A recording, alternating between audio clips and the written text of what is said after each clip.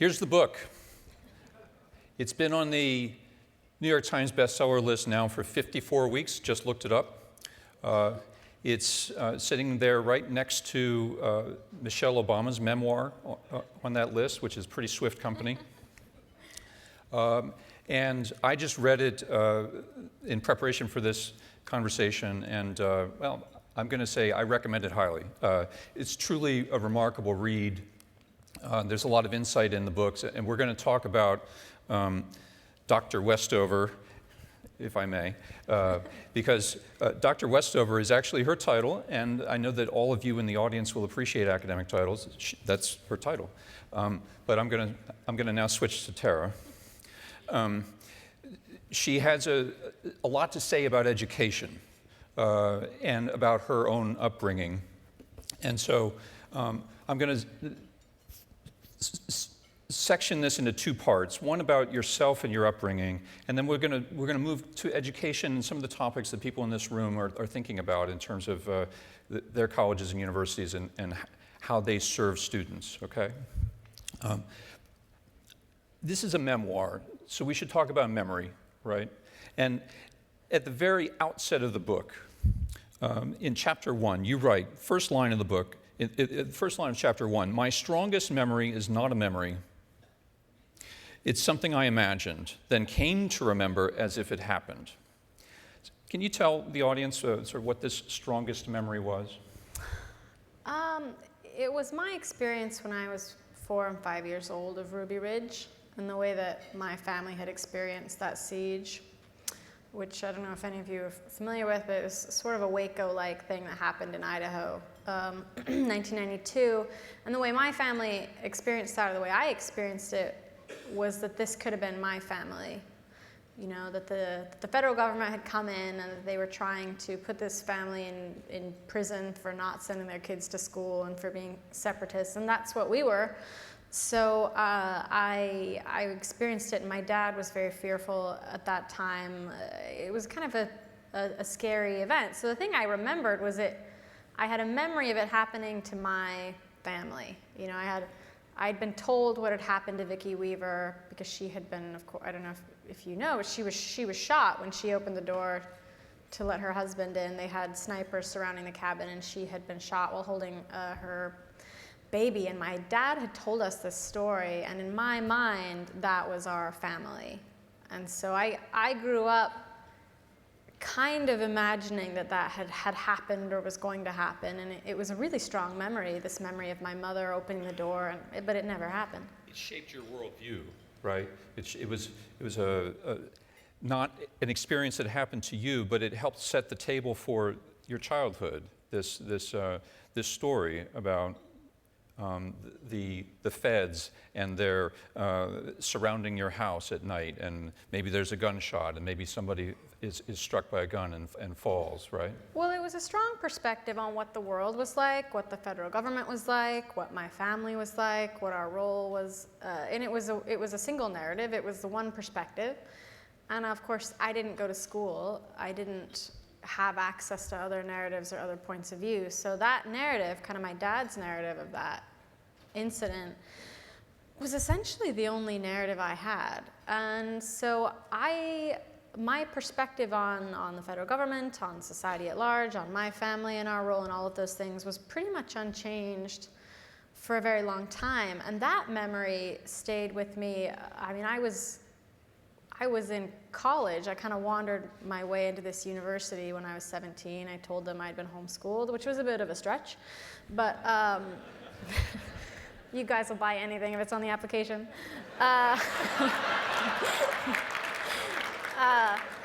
So I remember we had written, my brother had helped me, and we had written that I had completed a rigorous and detailed homeschool curriculum, which was definitely not true.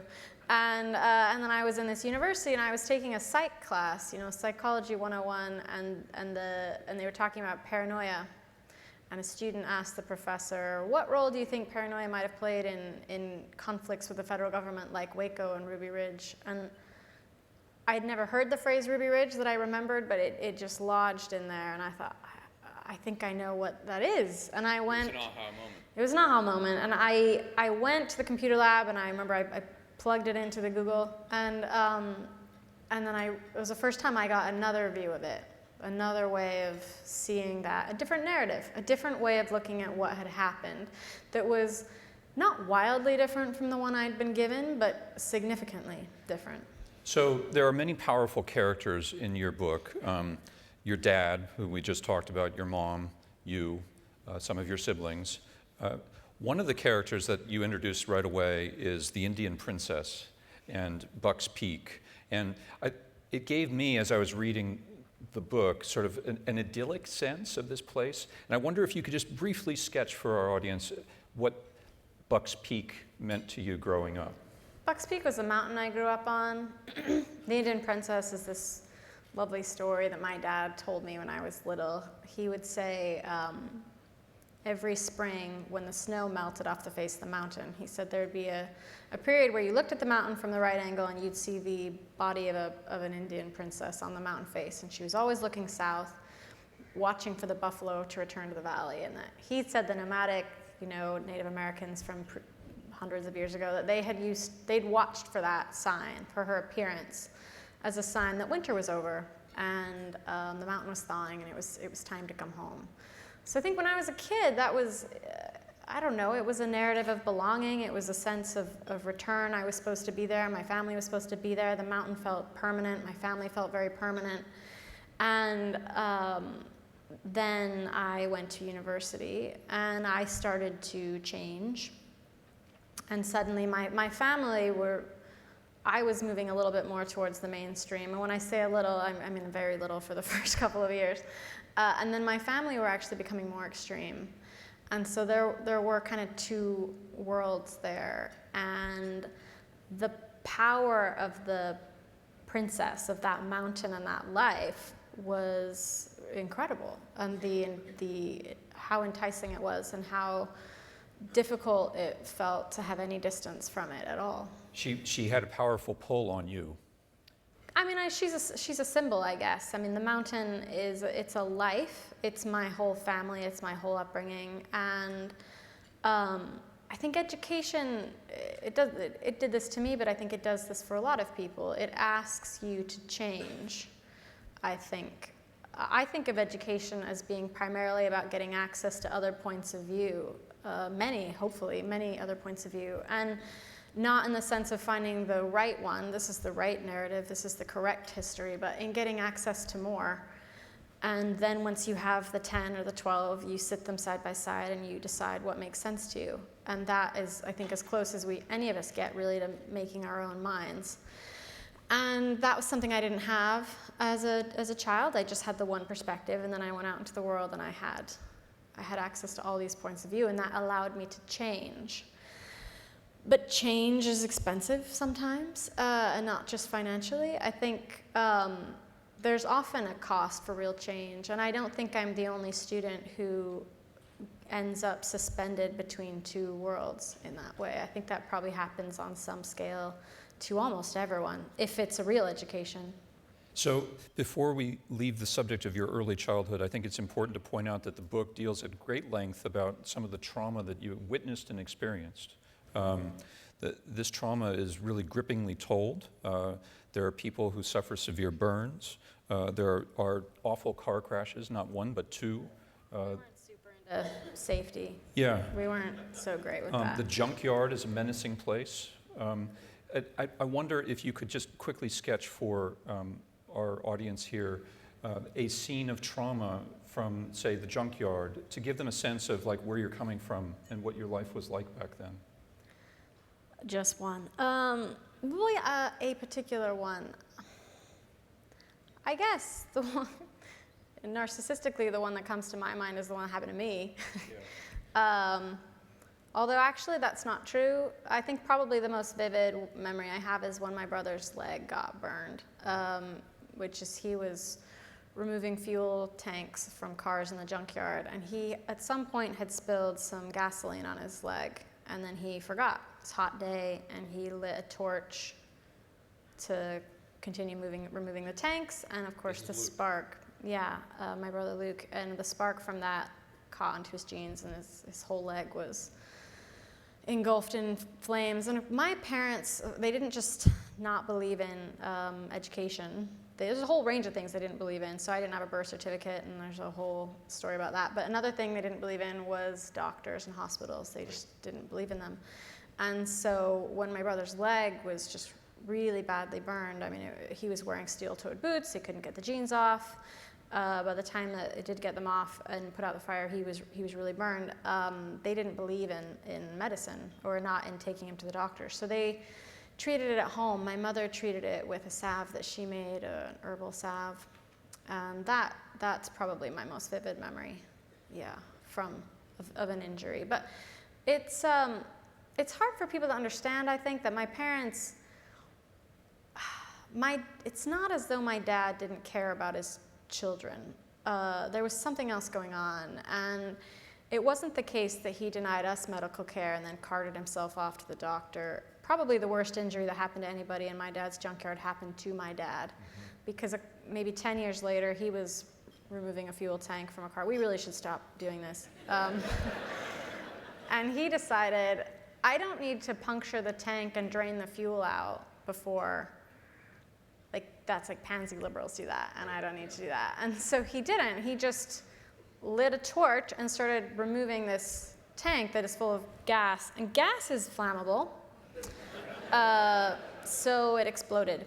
And he was burned much worse than Luke had been, and his face and his hands. He never regained the use of his right hand, and his face was pretty altered.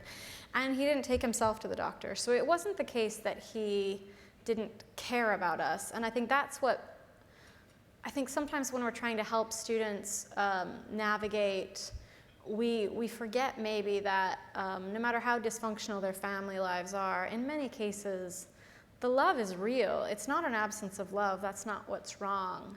It's something else. And maybe trying to help them see, just because you love someone doesn't mean you need to have them in your life.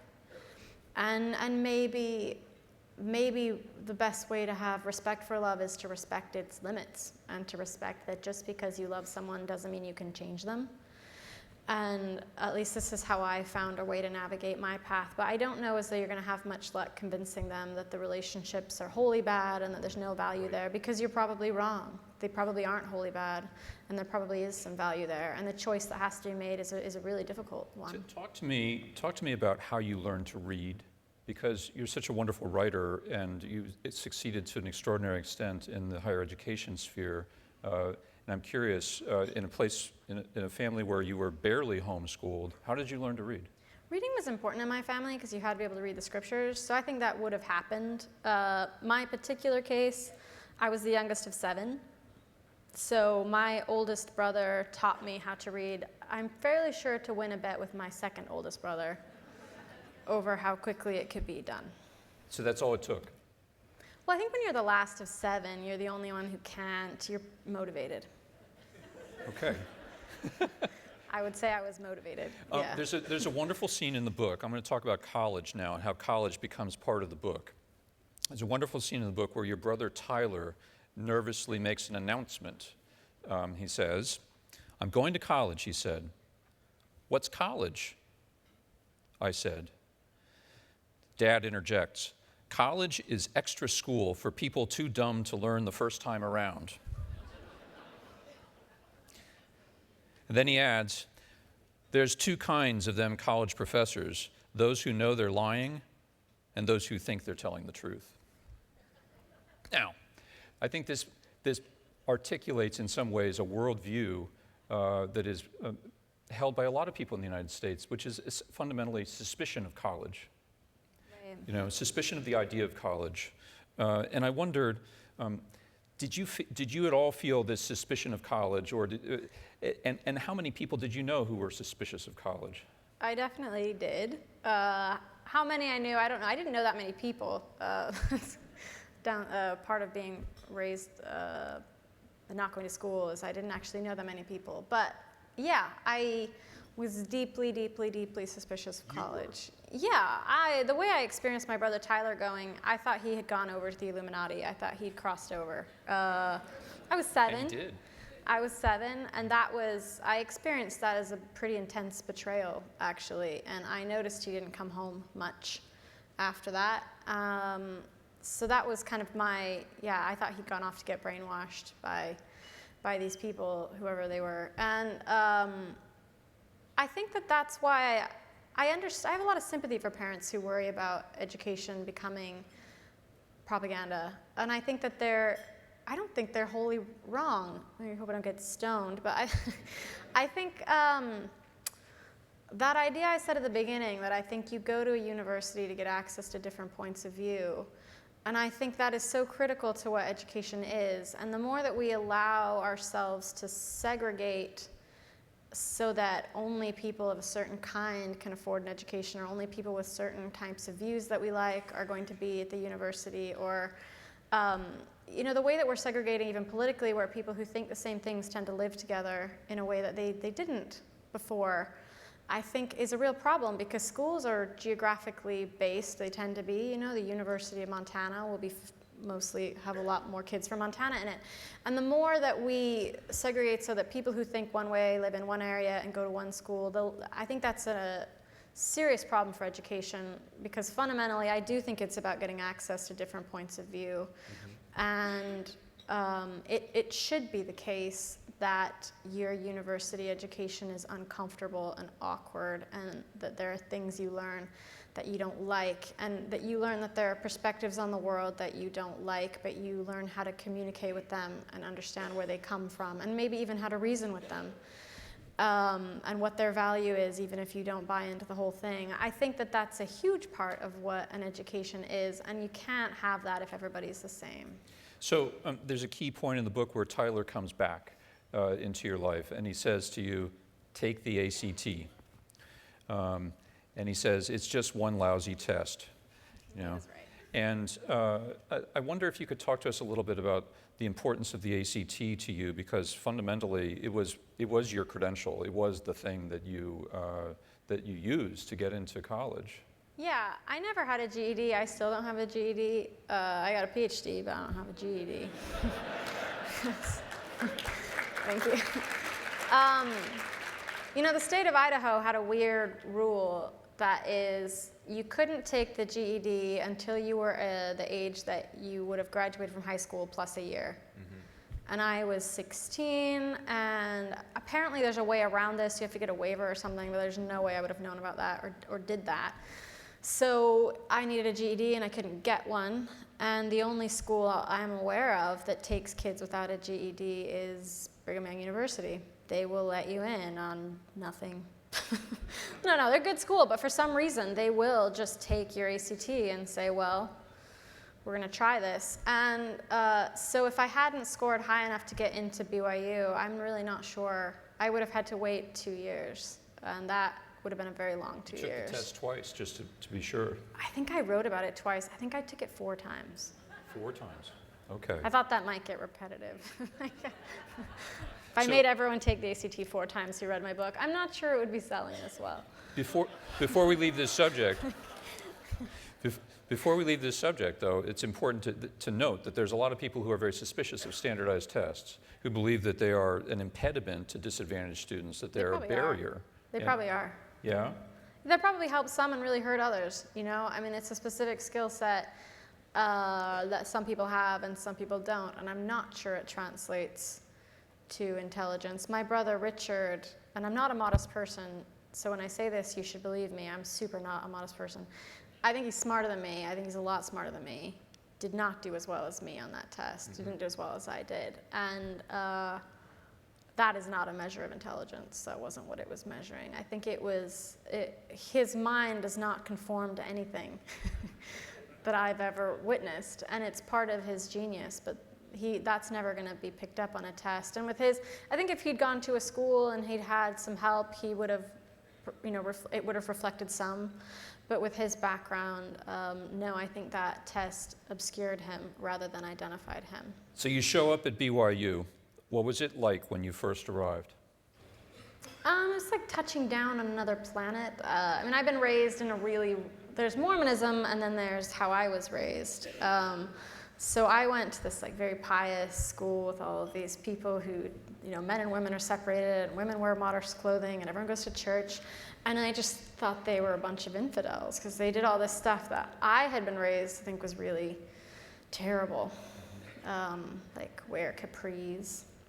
That was not allowed in my mind. And they watched movies I didn't think you were allowed to watch. They drank soda I didn't think you were allowed to drink. So I found it, I was kind of terrified, I guess. I think there's a funny thing. When I was a teenager in my dad's house, I was super rebellious, and I thought everything about his way of thinking was silly. And then I went off, and I became, in a new environment, I became completely loyal to his way of thinking, and all of my rebellion went completely away, and I was a very strict kind of radical Mormon, whereas when I was actually with my parents, I was less. You write at one point that you felt like, inside, you felt like a freak, and that everybody could see that you were a freak. Yeah, people call this a lot of things. They call this imposter syndrome. I've never used that term, and I don't identify with that term, but I would say I had a compromised sense of self, and I think a lot of students do. I actually think any student who's had any kind of abusive past, that is what abuse, it's super simple what abuse does, actually. For all the many books that are written about it, all abuse does is it crushes your sense of self. That's what it does. And I definitely had that, and it was very difficult for me, especially when I moved from BYU to Cambridge. And I had this very well-respected professor telling me that I was this great scholar, and I did not feel like a scholar. There were other things I felt like. There were names I'd been called when I was growing up. I felt like those things. I identified with those things. I did not identify with this new idea of me, and in some ways it was actually pretty painful. I would have had a much easier time if he yelled at me. I knew how to deal with that. That would have provoked a very angry response, and I would have felt stronger. I was shouting and defending myself. But he was so nice to me that it was actually kind of excruciating. And the way he treated me was so painfully at odds with how I thought of myself that it was actually really difficult. Was it hard to learn how to be a student at BYU and at Cambridge? The basics, yeah. I'd never taken a test besides the ACT, which is not a good one to start with. And I'd never written an essay, and I'd never done any of it. So I made a lot of just weird mistakes. One of my first classes, I raised my hand and asked what the Holocaust was. I hadn't heard of it. That's another thing I don't actually recommend doing. People heard it as anti-Semitism. They essentially heard it as me denying it. What is this? And I was like, what is this? And yeah, there were a lot of things I didn't transition smoothly. Mm-hmm. It's probably a gentle way of putting it. You were also suspicious of financial aid. Yeah. Why? My dad had always said the financial aid, anything to do with the federal government was like a brainwashing thing, and that you'd get dependent on it, and that's how the government would get in and control you. Anytime you let the government give you money, that's how they did it. And so I experienced that, and I'm really grateful. I had an ecclesiastical leader. I had a bishop, which is the Mormon equivalent of a pastor, who I had a terrible explosion in my tooth, like just a nerve was, I think, dying or blowing up or something. And I was having a lot of pain. I didn't have any money to fix the tooth. And he said to me, your family's poor. Why don't you get this money and you don't even have to pay it back? And I thought it was really wicked, and I really resisted it for months, actually. Mm-hmm. And he tried to give me a check of his own to pay for the tooth. And which you refused. I did, and he tried to have the church pay for it, and I wouldn't take it, and he tried to pay for it himself, and I wouldn't take it, and then eventually he convinced me to apply for this Pell Grant, which I did do, and that was unbelievably, that was changing, It was like, I remember I got the check, and it was one check, because I applied, I think, in the winter, and they gave me the full amount for the fall and the winter, so the check arrived for $4,000. And I remember I actually called them on the phone and said, I remember the bill at the dentist was $1,500, and so to fix the tooth. So I called them and said, I really only need $2,000. Can you take $2,000 of this back? because I was afraid it would corrupt me or something. And so, and of course the woman on the FAFSA helpline was like, excuse me. And she just kind of said, look, you get that because that's what you get, and you can cash it or not, but that's your business. And she just kind of hung up on me, because I think she probably thought I was crank calling her, which is fair. But you know, I mean, that money, I think people don't realize, and I'm forgetting it now too, because I'm in a different position than I was before, but the biggest advantage of money is not having to think about money. Right. That's what money gets you. That's what it buys you, is the ability to just never think about it again. And when they look at what the difference is between poor people and rich people, I mean, I think poor people are often very good at managing their money. They know exactly where to get the cheapest milk. They know exactly where to buy the cheapest gas. The problem is, so much of their brain power is occupied with that. They can't think about anything else. It's a bandwidth issue. Did that hold you back? Yeah, I don't remember. I didn't take any classes, and I was in total survival mode, I think, until I got that money. That money was the first time that I remember doing extra reading. It was the first time that everything that I think about before I got that grant was just stress and sleep deprivation, because I had a bunch of jobs. And then after that, I was like, oh, I don't need a psych class. I'll just take a psych class. This sounds interesting, and I have some space in my schedule.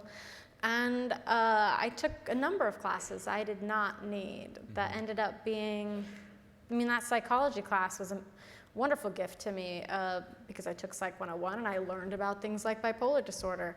And of course, I think every parent is terrified when their kid goes to college, they'll take Psych 101 and then come back and psychoanalyze them, which is exactly what happened. So, to go back to your parents, did I detect in the book that they were at times supportive of you when you were in college? It wasn't like they wrote you off, right? Yeah, my dad was a weird mix of proud and deeply antagonistic to me going to college. So he really wanted me to not go, and at times he took kind of extreme steps to keep me from going. But he also would tell everybody that I had gone to BYU and it was proof that the homeschool was really good and that he'd been right all along. And the same thing with Cambridge. I remember he was very angry at me when I got into Cambridge, and there was an interview that BYU did with me, and I didn't say, and it's all because of the homeschool that my parents gave me. Because by that point, I felt very much like there wasn't any homeschool. And so I hadn't. And so it was a weird thing, or he both wanted to say, look, isn't this great? The homeschool's great, and also you're going to get brainwashed and join the Illuminati. And he was worried that when you went to Cambridge because you were going across the ocean, right? And the world therefore was out of his end. protective reach.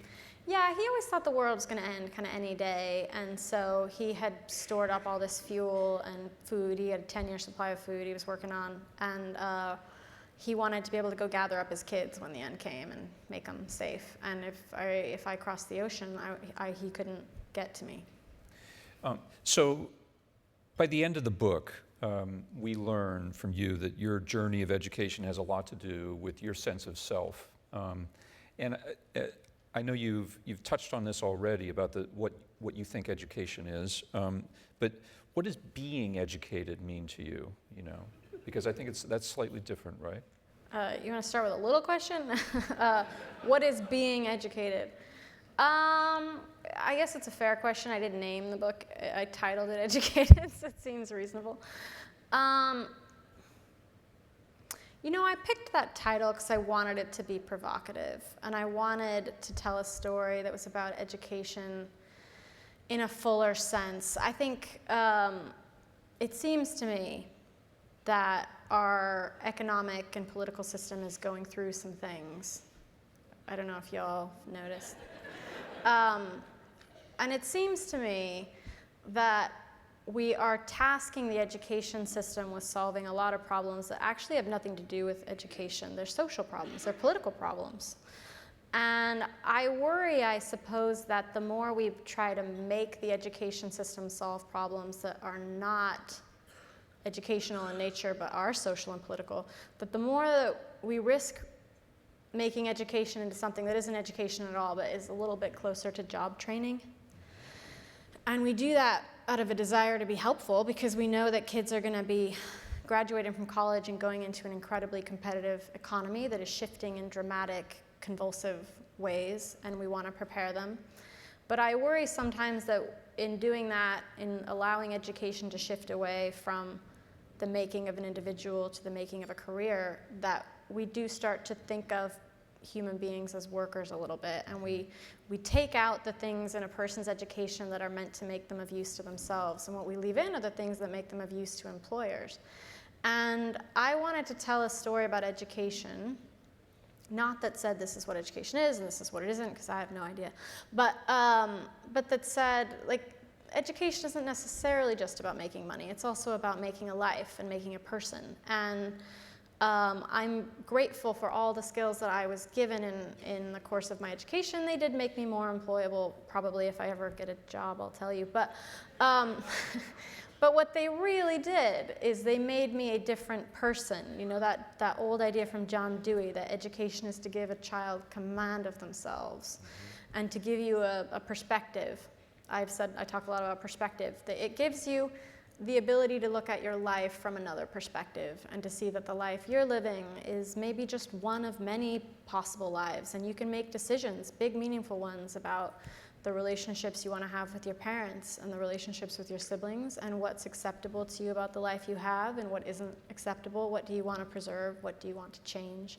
And I think that's what education is, and I wanted to tell a story that reflected that larger idea.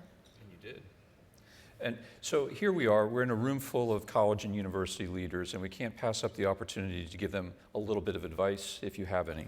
So I dare say that many of them are, all of them perhaps, looking for students like you, students who are the hidden potential students out there in the country. And so do you have any thoughts on sort of what they can do, what these colleges can do to find students like you and to help students like you succeed? How to find them is an interesting question. I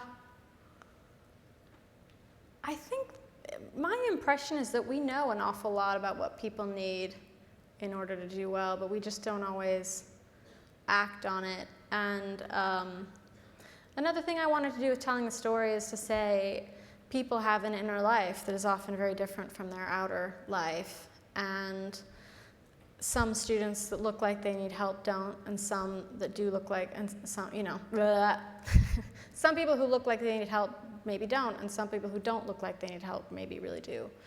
And I think it's a very difficult thing to go back to a place that you haven't been in a long time, and even harder still to go back to a place that you've never been.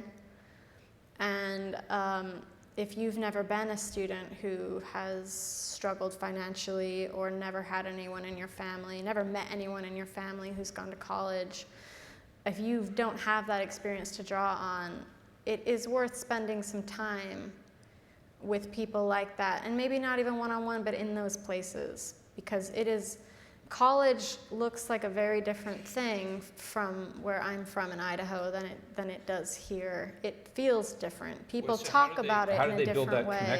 How do they build that connection? How can the colleges help forge that connection? I think it's going to require some serious cooperation with other universities. No one university can do that, but I think they maybe all can. And some of the research that has been done about the tiny interventions can make a huge difference. Sending out, and I had a cousin, I've got 1 minute and 15 seconds left. I have a cousin who got a 32 on the ACT, had a 4.0, got a letter from Harvard, and her dad runs a charity shop, and they went and plugged in her scores on the Harvard website, and it spat out to them kind of what her scholarship might be, and I think it was 2 or 3 times what he makes in a year that they still had to pay. And they closed the browser, and they never made it to the financial aid page. So she paid more to go to Utah State than she would have paid to go to Harvard. And when I told her that, she started crying. When I told her dad that, he started screaming. When I told her principal that, he'd never heard of that. He didn't know. And this is a good principal. This is not someone who's just like asleep at the wheel. So I think that there is information out there that people need. Not that everyone should go to Harvard. Maybe Utah State was the absolute best place for her. But she needed the information to make that decision. Tiny and she didn't interventions have make a it. huge difference. I think so. So here we are. You are now a best-selling author, a Cambridge PhD. What's next? I am working on this project on rural education, why kids in rural areas really struggle in a university setting. Why do they tend to go to community colleges and not four-year institutions? Why do they drop out? Why do they not study STEM? And I'm interested in that because of the political situation, as well as it being where I'm from, because I think largely we are dividing and segregating ourselves along an urban-rural division, and I think trying to understand what's happening in rural America seems to me to be a pretty crucial thing to understanding what's happening in the country as a whole. Are you thinking about academia? I don't know. I'm a year-to-year kind of person. Right now I'm thinking I'm going to write some articles, I'm going to make a documentary about it, and see how I feel after that. And if academic work would do it, I feel like there does need to be academic work on this subject. There absolutely does. There's actually not very much, which is frustrating for me, but more I feel like there needs to be a public dialogue about it. And we don't actually get a lot of rural narratives. We don't get a lot of rural people speaking on their own behalf. We get a lot of rural people refracted through Trumpism and shoving a microphone in people's face and saying, "Why did you vote for Trump?" And I don't think you ever learn anything about anybody by refracting them through the only thing that you care about. I think if you want to know what's going on in the lives of rural Americans, you have to look at what the shape of their lives looks like, not from your perspective, but from their perspective. Not everything leading up to this vote for Trump, but just what is going on in their lives from where they're sitting. And that's that perspective thing, and I think that's what education is meant to give you. Maybe not the ability to agree with someone else, but the ability to see things from their point of view. That's a great place to wrap up and to thank you for enlightening us. And just want to once again remind you guys, this book is worth reading. Thank you. Thanks, Sarah.